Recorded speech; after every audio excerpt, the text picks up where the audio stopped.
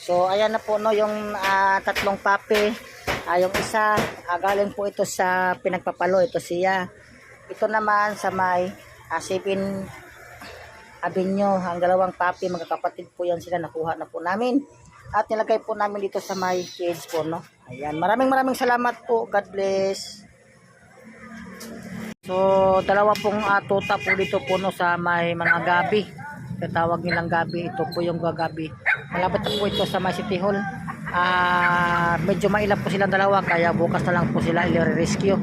Magdala rin kami ng kulungan. Maraming salamat po. God bless. Okay, kunin mo. So ayan po mga guys, no, kinuha po namin ng tutang isa. Ang ganda ng lahi niya eh.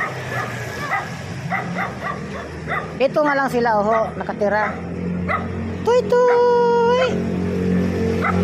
Yan ang naging bahay nila. Tuy tuy.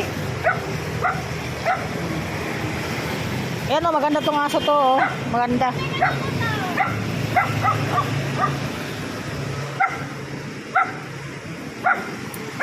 Ano? Iharang.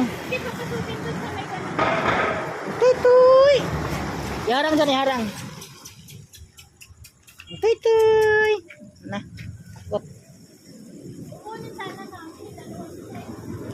Tuy. So ayaw magpahuli.